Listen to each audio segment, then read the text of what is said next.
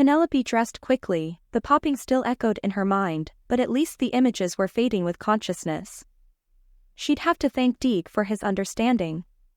Not many humans, and far fewer aliens, would be so forgiving when having a gun pulled on them. With a deep breath, she rooted herself in the present and walked out into the hallway. Focus, pen. As the doors to the bridge slid open, Deeg had taken his seat, but Gareth was standing at her station. We were halfway to our jump point when the sensors picked up an odd signal coming from the asteroid cloud at the edge of the system. Gareth is at your console checking it out, but he can't make much of it. It's too faint, the captain said. Come look, see if you can make sense of it. If I didn't know better, I'd say it was a Terran signal, but that's impossible. This far outside their territory, a weak signal, not an SOS as far as I could tell. It's just odd. Gareth moved from the console so Penelope could have a look. She examined the waveform on the screen and lifted an audio device to her ear. The faintest repeating sound could be heard. There was interference, and the signal was weak, but a pattern was clear. There was something familiar about it, though something she couldn't place. For some reason, an old boot camp memory popped into her head, reading a weapons manual with her squadmates. Why am I thinking of that of all things? Waving the thought from her mind, she refocused on the signal. I think it is Terran, but you're right, Gareth, it's not an SOS. And even a disabled ship's emergency transponder should be far stronger than whatever this is. Well, a mystery begs to be solved, Deeg started. Capta, Gareth stopped short as the captain's paw came up. Well, get only close enough to determine what the signal really is. Provide aid if it's needed, but otherwise, we can leave a buoy for the Tinsna have claim of this system, yes? We'll leave a buoy and let them know what we found. Understood, Captain. Shall I change course, sir? Tunny T asked, sitting at navigation. Yes, but measured please. For now, let's just get close enough to clarify the signal and see what we're dealing with. After what amounted to 10 Terran minutes, they'd halved the distance from the signal's source. It's definitely human, sir, Penelope said, still studying the waveform with disbelief. It is an emergency signal of some kind, but not an SOS, and it can't be coming from a UEMC ship. It's too simple to be an onboard AI. Tun, bring us close enough to do a detailed scan of the area, please. Yes, sir. They engaged the sublight engines once more.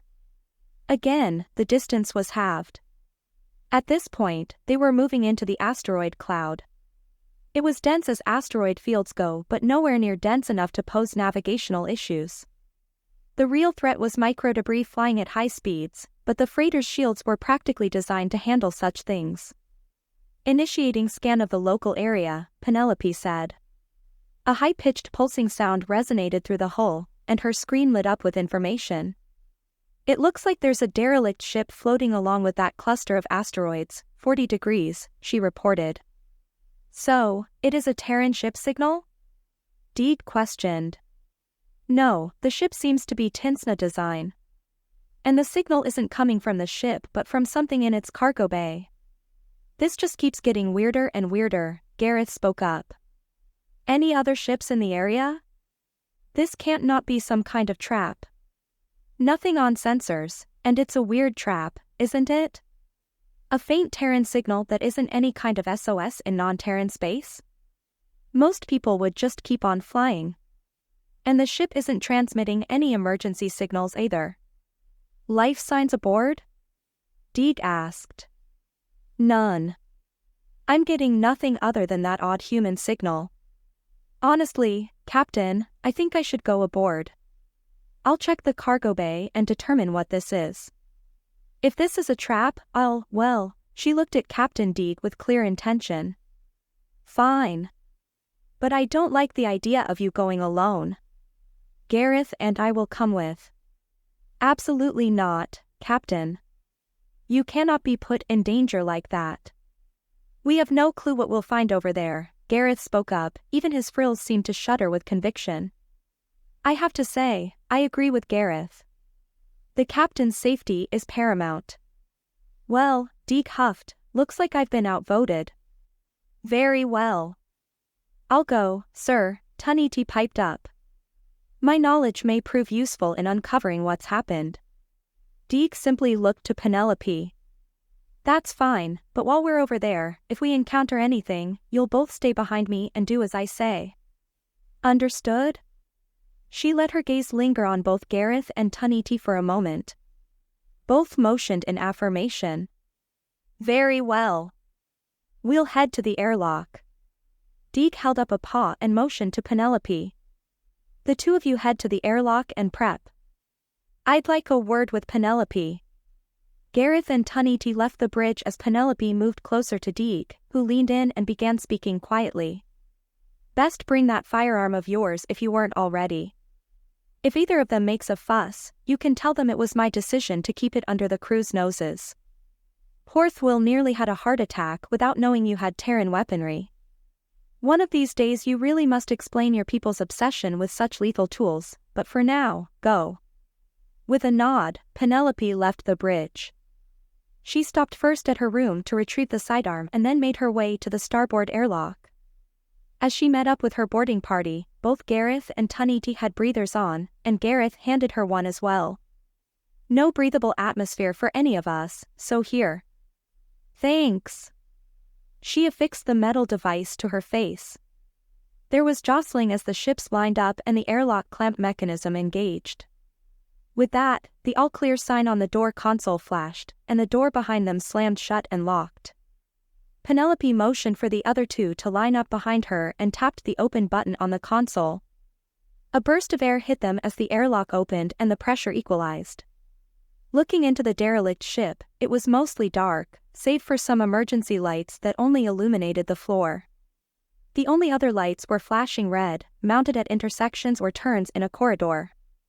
Penelope's breather hissed, "Stay behind me." She drew her MK.8 from its holster and moved into the corridor. Both Gareth and Taniti noted the firearm but simply nodded, or their species equivalent, and followed behind her. Instantly they all noticed an increase in gravity. Still light for Penelope, about 2/3 of Earth's. Taniti was most affected by the change. Gareth seemed to handle it well enough. Increase in gravity, Gareth called out. It's my understanding this is not the Tinsna norm. Nevertheless, they all pushed onward, turning right out of the airlock and down the corridor.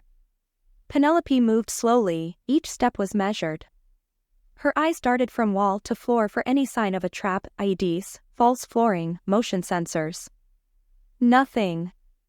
It was silent, too, and yet she could hear her old battle buddy complaining. I'm never gonna memorize this whole thing, Pen. Well, you'd better. The drill sergeant will have your back if you don't. Besides, look at it this way, are you ever going to need most of this info? No. But one bit of something in here might save your life one day. And then you'll be grateful you spent the time. Think I'll take that life-threatening situation over the drill sergeant. She chuckled. What is it? Taniti asked. Nothing, ask me again when we're back at the ship. They'd made it to the end of the corridor, which turned left. There were 2 closed doors halfway down, and at the end, it seemed to turn left again. I'd guess the bridge is behind the right door, Gareth said quietly. Agreed, stay here. She held out a hand before moving forward alone. As she reached the door, she didn't stand in front of it. Instead, she sidled up against the wall and tapped the control panel, which lit up. It read "Open" and "Close" in Tinsnian. Carefully tapping "Open," the door whooshed open, and nothing else. More silence. Same stagnant air. After a short pause, Penelope checked the corners and cleared the room. Empty. All clear. Gareth and Taniti moved into the room. It was definitely the bridge, but there was no crew. No sign of a struggle, hell, no sign of anything. This place is in near pristine condition, save for its utter lack of personnel, Gareth commented, looking around. Tapping a panel, it lit up, displaying nominal systems. All things clear across the board. It's as if the whole crew just decided to what? Leave? Did they maybe have a second ship and just abandon this one here? Taniti proposed as they two looked at a systems console. But why would they just up and leave? Penelope asked. I'm not sure, everything looks clear here. No biohazard warnings, no attacks. Gareth perused the ship's log. It just ends abruptly. The last log is an all-clear transmission sent somewhere, assuring that their cargo had been secured. Does it list the cargo? No, that's odd, there's no manifest. Black market traders? Smuggling something? And then just leaving their hull for no reason? Miss Penelope, you said the signal was coming from the cargo bay? Taniti interrupted. Yeah, that's what the ship's scan indicated. Why? Well, there is minimal power drain throughout the ship, which makes sense, except I'm reading a not insignificant amount of power being drained by something in the cargo bay. So, Gareth started organizing the facts. Terran signal, not an SOS but something, and it needs power. There was no attack and no biohazard incident. Something happened, and the crew simply decided to leave their perfectly functioning ship in the asteroid cloud of this system. I think the cargo bay will have our answer, Taniti said. Agreed, but let's do quick checks of the rest of the ship first. I'm not a fan of surprises, Penelope responded.